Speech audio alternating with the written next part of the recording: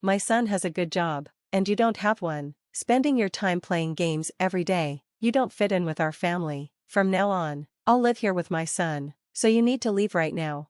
It was unusual for my husband, who usually stays in his room, to be out. The intercom rang loudly. When I opened the door, my mother-in-law said, "Why didn't you open the door as soon as the intercom rang? You really are a useless wife who can't do anything." "Sorry, I didn't hear it. I was busy working." "Stop lying. I know you lie about working. You don't do any chores, and you just sit around all day."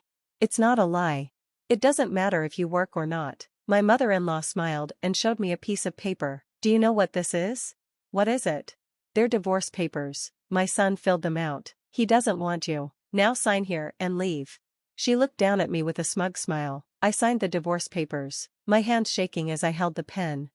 My poor mother, so happy, doesn't understand me at all. "My name is Jasmine. I work from home as a freelance writer and editor. A few years ago, I worked for a publishing company. Thanks to that experience, I still make enough money to live well. When I worked at the publishing company, I saved a good amount of money, so even though I'm a freelancer now, I can live without many worries."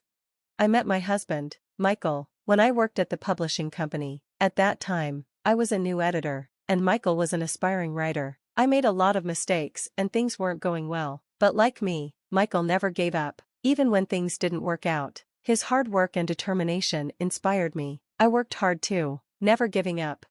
Because of Michael's support, I became who I am today. I admired his dedication and eventually fell in love with him. A few years later, we got married.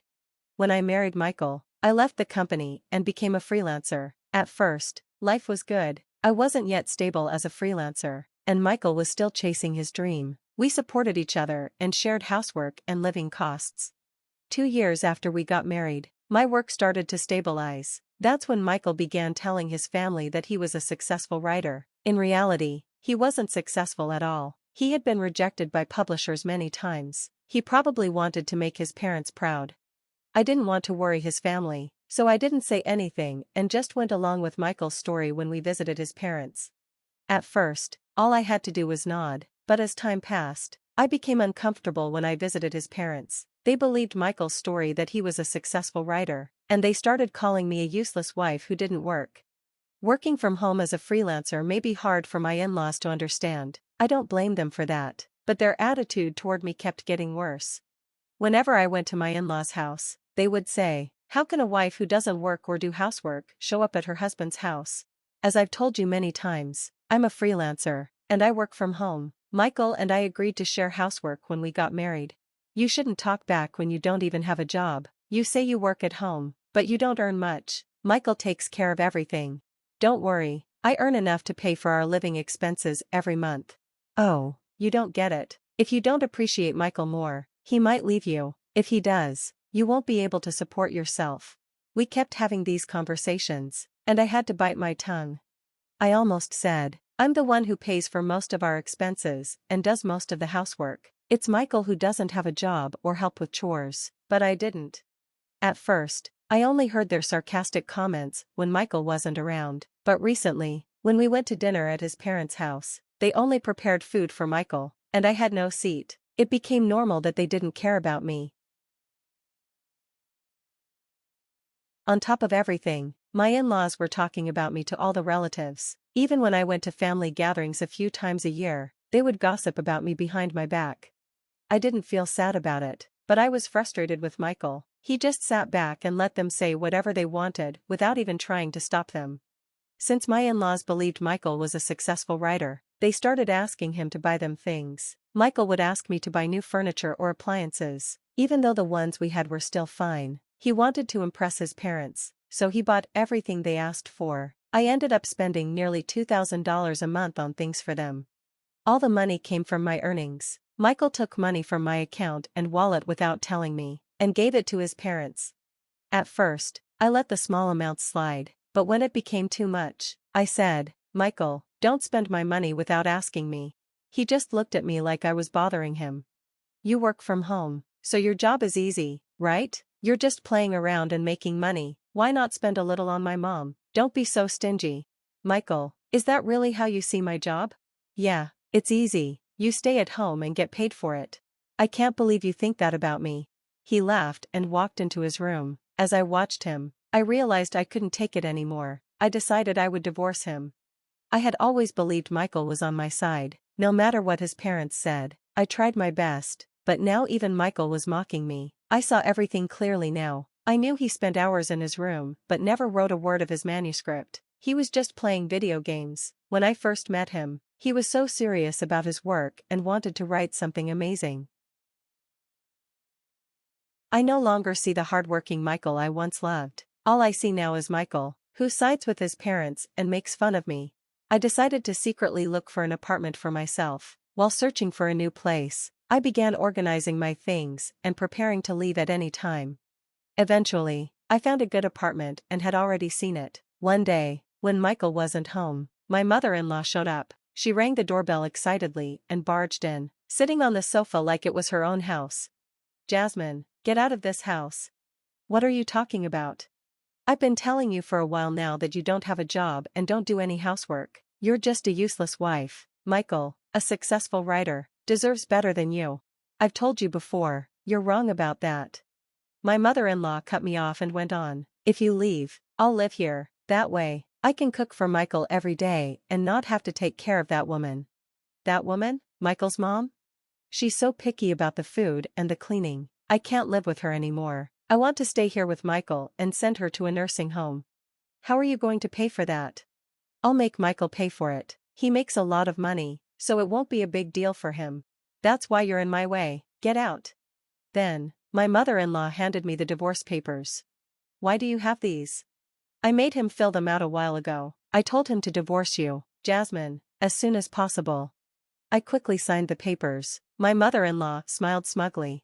I checked the divorce papers, and sure enough, they were written by Michael. This actually worked out in my favor. I had been planning to move out, but I wasn't sure how to get a divorce. I thought Michael would resist, but now the papers were ready. I thought it would be a long process, but my mother-in-law handed me everything without any struggle. She seemed surprised that I filled out the papers so easily but quickly returned to her usual attitude. "Now get out. Leave everything behind. All the furniture was bought with Michael's money, so you can't take anything." She laughed. I packed my things, moved into my new apartment, and also filed the divorce papers at the municipal office. I was starting a new life without any problems. It was so much easier to work without anyone bothering me or mocking me. I felt like my work was going better than before. 3 days after I moved out, while I was working at home, I got a call from Michael. When I answered, he said in a sad voice, "Please come home." "What's going on now?" "I'm sorry, please come back." "I'm not coming back, we're already divorced." "I didn't agree to the divorce, it's not valid." "But the papers were written in your handwriting." "That was just a threat, I didn't want a divorce." "That doesn't change the fact that you wrote them. A divorce is a divorce. You get to live with your family now, you should be happy." "I'm sorry, but my family thinks I'm a writer. They quit their jobs and moved here, expecting me to support them. Now they want me to pay for grandma's surgery, and I don't have that kind of money." "I see, so, that's why you want me to come back." "Yes, and now that my parents know I've been lying, they're really mad at me. They're all demanding that I bring you back. You know how hard this is for me. Please come back. Let's live together again." "Do you really think I'm going to say yes? I've told you many times, we're divorced. You need to face your real problems." "Don't say that, Jasmine." No matter how many times I said no, Michael wouldn't stop asking. He kept holding on to me. I told him over and over that we were strangers now, that we were divorced, but he didn't listen. "Fine, I'll divorce you if you keep pushing, but if we do, you should be responsible for my parents' care and alimony, since you were supposed to take care of them when we were married." "What are you talking about?" "Well, if you hadn't divorced me, my parents would have ended up in a care facility, and we would have had to pay for their care, so, now you should pay for it. You divorced me on your own. They found out I lied about being a successful writer, and my parents got mad at me. All of this is because of your selfish divorce. I can't pay alimony." "No, I won't pay that because I don't get what you're saying. When we were married, it was you who called me a jobless, useless wife. You lied about me, and your parents and relatives believed you. I was hurt more than you. I'm not interested in you anymore. If you need money, why don't you borrow it from the bank or somewhere else?" With that, I hung up the phone without waiting for Michael's response. I blocked his number and changed it. A few months later, I passed by my in-laws' old house, which had been sold and turned into a parking lot. There was no trace of the house left. While I was looking at the parking lot, a neighbor, who had been shopping, came over and told me that Michael's family had to move into an old apartment because they were all unemployed and out of money. They had been fighting every day, and the neighbors could hear them. It was so loud that the police had been called. She patted me on the shoulder and said, "You had a tough time too." Before walking away, I turned my back on my former in-laws. Michael had lied to look good, but the more he lied, the bigger the gap between the truth and his lies became. I never expected things to end this way, but it turned out to be a more interesting story than the ones Michael wrote. It shows how small lies can lead to big problems. I wonder if Michael, who wanted to be a writer, ever imagined this would happen. The truth is stranger than fiction. I feel a little sorry for him because he ruined his life by lying to his parents for his own pride and satisfaction, but I've learned from him. I won't let myself end up like that.